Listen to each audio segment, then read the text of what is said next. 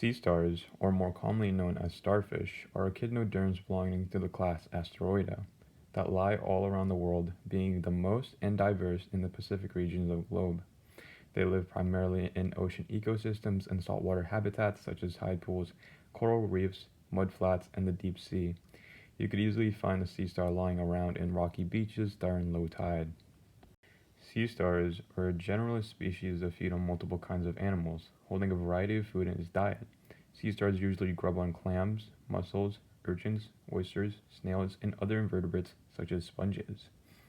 It preys on these small animals because the sea star's entire body acts as a mouth and stomach. Somewhat like a frog, sea stars open their mouths and push their stomach on their prey to partially digest any shells it has, sticking to them until they're fully eaten. But despite its weird feeding frenzy, sea stars have their own predators and are prey to certain species of aquatic animals.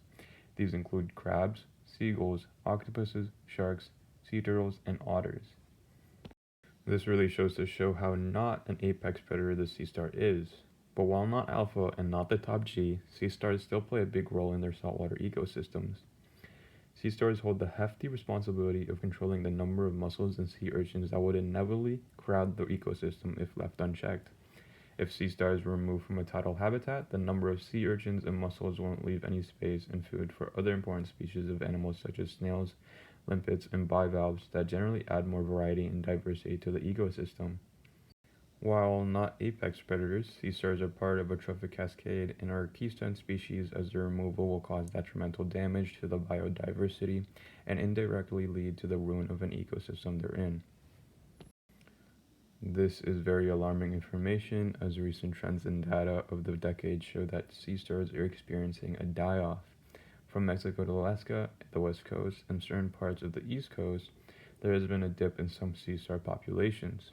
While climate change and pollution of the ocean are a factor in this, as with many other animals, the number one cause for the recent decline of certain sea stars has been an outbreak of a certain pathogen that causes the sea stars to dissolve off. This has been labeled the sea star wasting syndrome and has caused species of sunflower sea stars to become critically endangered and close to extinction. This holds valuable information for other species of sea stars, but knowing that they are our selected species, this should take away some worry from your favorite sea stars. Sea stars lean more towards having no parental care and mass reproduction.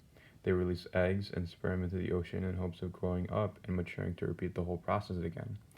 This ensures that they are there for a long time and are less prone to endangerment, unlike some large terrestrial animals that are case selected. This is a picture of the Starfish Food Web, and I went to my 3-minute mark, so I'll leave this here. As you can see, the starfish is a secondary consumer in this tidal habitat food web.